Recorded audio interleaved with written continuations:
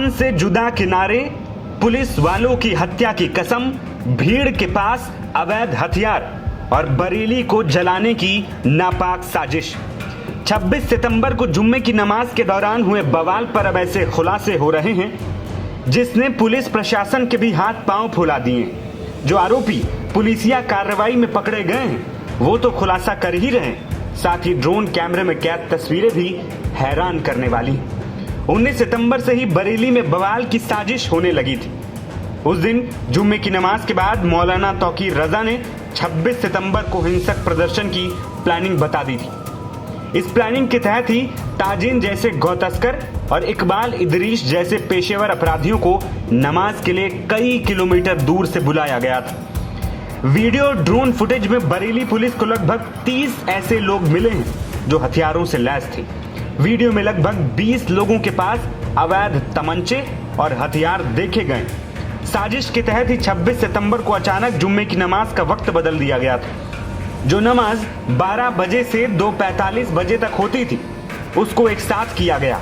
Police ने जो FIR जारी की उसमें भी कई हैरान करने वाले दावे हैं। पुलिस की एफआईआर में कहा गया कि बरेली में 26 सितंबर 2025 को आईएमसी संगठन के अध्यक्ष मौलाना तौकीर रजा ने नमाज के दौरान लोगों को इकट्ठा किया, सरकारी विरोधी प्रदर्शन किया और धार्मिक नारे लगाने की अपील की, जबकि मौलाना को पहले ही नोटिस जारी किया गया था। इसके अलावा हिंसा से पहले मौलाना के गुर्गे, जिसमें हिंसा का मास्टरमाइंड नदीम भी शामिल था, उसी के उकसावे के बाद भीड़ ने कहा था कि आज अपना मकसद पूरा करेंगे, चाहे इसमें पुलिस वालों की हत्या ही क्यों न करनी पड़े। जुमे की नमाज के बाद करीब 500 से 1000 लोगों की भीड़ अलग अलग मोहल्लों से खलील तिराहे पर इकट्ठा हुई थी। भीड़ ने गुस्ताखे नबी किए की सजा, सर तन से जुदा के नारे लगाए और पुलिस पर हमला बोल दिया। भीड़ ने लाठी डंडे, धारदार हथियार, ईंट पत्थर और पेट्रोल बम जैसी चीजों का इस्तेमाल किया और पुलिस बल पर धावा बोला, जिसमें कई पुलिसकर्मी गंभीर रूप से भी घायल हुए। कोतवाली क्षेत्र में जो घटना घटित हुई थी उसमें कल तक पुलिस के द्वारा 73 अभियुक्तों को गिरफ्तार करके जेल भेजा गया था। आज टोटल 8 अभियुक्तों को पुलिस के द्वारा गिरफ्तार किया गया है, जिसमें 2 अभियुक्त पुलिस मुठभेड़ के दौरान थाना सीबीगंज की टीम के द्वारा गिरफ्तार किए गए हैं। इसके अलावा 6 अन्य अभियुक्त हैं, इसमें थाना कोतवाली के द्वारा डॉक्टर नफीस खान पुत्र अब्दुल वहीद और फरमान खां पुत्र नफीस खान, ये 2 अभियुक्त गिरफ्तार किए गए हैं। और थाना बारादरी पुलिस के द्वारा शान, मोहम्मद नदीम, रिजवान, अमान हुसैन और ताजिन, ये लोग गिरफ्तार किए गए हैं। इस प्रकार से टोटल हम लोगों के 8 अभियुक्त हैं जो आज की डेट में गिरफ्तार होकर जेल जा रहे हैं। टोटल पुलिस के द्वारा अब तक 81 अभियुक्त इसमें गिरफ्तार किए जा चुके हैं। हम लोगों की टीमें सीसीटीवी के माध्यम से, ICCC कंट्रोल रूम के जो फुटेजेज उपलब्ध हैं उसके माध्यम से, ड्रोन की जो फुटेजेज उपलब्ध हैं उसके माध्यम से लगातार इस आइडेंटिफिकेशन के लिए लगे हुए हैं कि कौन कौन ऐसे लोग थे जो भीड़ को उकसाने में और भीड़ को एग्रेसिव बनाने में शामिल थे। हम लोगों का मेन फोकस उन लोगों के ऊपर है जिन्होंने इस पूरे प्रोटेस्ट को ऑर्गेनाइज करने में और जो वहां पे भीड़ एकत्र हुई उसको एग्रेसिव बनाने में जिनकी अहम भूमिका थी, उसके संबंध में हम लोग इन्वेस्टिगेट कर रहे हैं। जो भी और लोग इसमें इस तरह की भूमिका में प्रकाश में आएंगे हम लोग उसके खिलाफ कार्रवाई करेंगे। सर, एक जानकारी मिली कि ये सुबह जब वीडियो अपील जारी हुई उसके बाद नमाज का समय चेंज करते हुए अक्रॉस द सिटी 1 बजे कर दिया गया था और उसके यही अपील भी अलग अलग व्हाट्सएप ग्रुप्स के माध्यम से की गई थी। 1 बजे के बाद नमाज पढ़ने के बाद लोग 2:30 बजे नौमेला मस्जिद पर इकट्ठा हो और वहां से इस्लामिया ग्राउंड कूच किया जाएगा, जो कि जो मैंने पहले भी बताया आपको कि सिंगल पॉइंट था इस्लामिया ग्राउंड, जहां पहुंचने के लिए लोगों के द्वारा अपील की गई।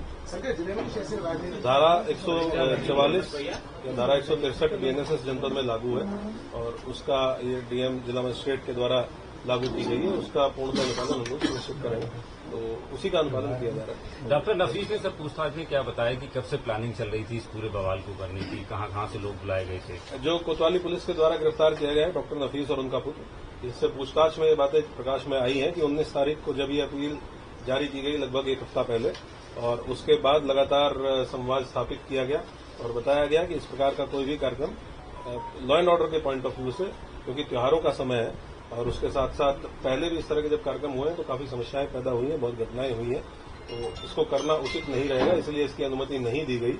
और हम लोगों को आशंका थी कि बाहर के भी लोग इसमें पार्टिसिपेट करके और वायलेंस कर सकते हैं, ये सारी चीजें बताई गई। उसके बावजूद भी जब ये नहीं किया गया तो पहले दिन जो ये डॉक्टर नफीस है, इसका लड़का फेसबुक पेज है जो आईएमसी का, उसको संचालित करता था। ये बात इनसे पूछताछ में सामने आई है और उसी फेसबुक पेज पे वही अपील जिसको नदीम ने भी शेयर करने के बाद 2 घंटे बाद कहा था कि ये मेरे साइन नहीं है, उसी अपील को डॉक्टर नफीस के लड़के, जो दूसरा अभियुक्त है जो पकड़ा गया है, जिसका नाम है फरहान, इसने आईएमसी के ऑफिशियल जो फेसबुक पेज है उस पर पहले अपलोड किया और प्रशासन को गुमराह करने के लिए उसका स्क्रीनशॉट शेयर किया प्रशासन के साथ रात के समय, और फिर थोड़ी देर बाद ही उसको फेसबुक पेज से डिलीट कर दिया। सर, अभी तक जांच कहां तक पहुंची और कितना भी वक्त लगेगा पूरे तस्वीरें भी साफ करने में? अभी तो समय लगेगा क्योंकि हम लोग अभी इन्वेस्टिगेशन कर रहे हैं और अरेस्टिंग इंश्योर कर रहे हैं।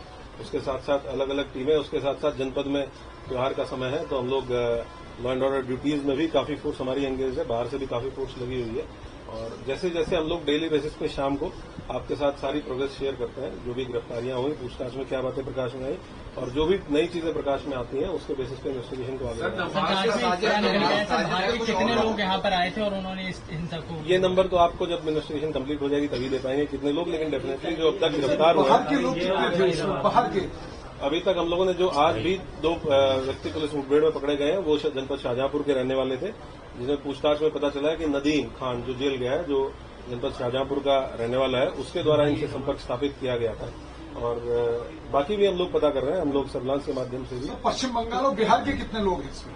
जो लोग जेल गए हैं उसमें से कुछ लोग पश्चिम बंगाल और बिहार के रहने वाले हैं, मतलब 3 लोग ऐसे हैं जो अन्य प्रदेशों के रहने वाले हैं। तो हम लोग ये अभी और इसको सर्विलांस के माध्यम से भी तस्दीक कर रहे हैं कि कौन कौन लोग थे। ये भी देखना इंपॉर्टेंट है कि जो लोग वहां के रहने वाले हैं वो यहाँ कितने समय से थे, तो हम लोग उस पर भी इन्वेस्टिगेशन कर रहे हैं कि क्या ये कुछ समय पहले आए थे या लंबे समय से यहाँ थे। जैसी चीजें क्लियर होंगी हम लोग से। साजिश करता कुछ और लोग क्या एनएसए गए इनके अलावा? जी, जो साजिश करता लोगों की नदीम है, इस तरीके कुछ और लोग भी चिन्हित किए गए जो साजिश में शामिल है दंगा कराने की। हमारा मेन जो फोकस है वो इसी चीज पे है कि जो लोग इस प्रोटेस्ट को ऑर्गेनाइज कराने में और भीड़ को उकसाने में थे, तो डेफिनेटली जो लोग हमारे द्वारा गिरफ्तार किए गए उनकी पूछताछ में कुछ नाम आए हैं। उन नामों को हम during the course of investigation verify करेंगे, तस्दीक करेंगे और अगर कंफर्म होता है तो गिरफ्तारी से। क्या एनएसए की कार्रवाई करेंगे? अभी तो हमारी इन्वेस्टिगेशन चल रही है और एनएसए की कार्रवाई परिस्थितियों को देखते हुए तत्कालीन समय जनपद में जो परिस्थितियां होती हैं उनको देखते हुए की जाती है। अभी हम लोग इस पॉइंट पर इन्वेस्टिगेट कर रहे हैं कि ये घटना किस प्रकार से हुई, किसके द्वारा की गई। क्या इन आरोपियों की संपत्ति चिन्हीकरण हो रही है सर? अभी हमारा फोकस पूरा का पूरा इस इन्वेस्टिगेशन पे है कि घटना किस प्रकार से हुई और घटना कारित करने वाले और कराने वाले कौन लोग थे और जनपद में कानून व्यवस्था सामान्य रहे, ये दोनों चीजें हमारे फोकस में हैं। सर, एक और बात, बरेली में अभी तक की इन्वेस्टिगेशन से क्लियर हुआ है कि जब सुबह 10:30 पौने 11 बजे के आसपास एक वीडियो जारी की गई जिसमें कहा गया कि कार्यक्रम कोई निरस्त नहीं हुआ है और कार्यक्रम जैसे भी था, जिस तरीके से उन्होंने डिक्लेयर किया था इसी तरीके से होगा।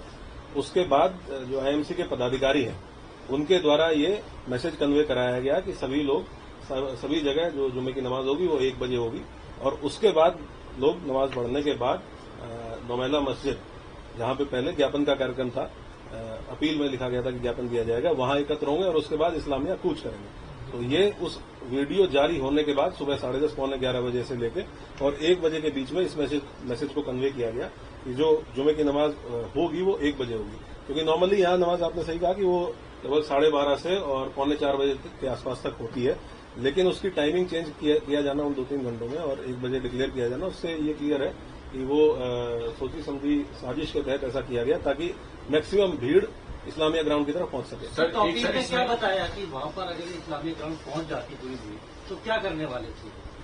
हम लोगों का जो इंटेलिजेंस का इनपुट था और हम लोगों के जो बीट आरक्षी थे जिनको बीट में भेजा गया था उनके द्वारा जो आशंकाएं जाहिर की गई थी, उसी के आधार पर हमने इस कार्यक्रम के लिए उनको मना किया था।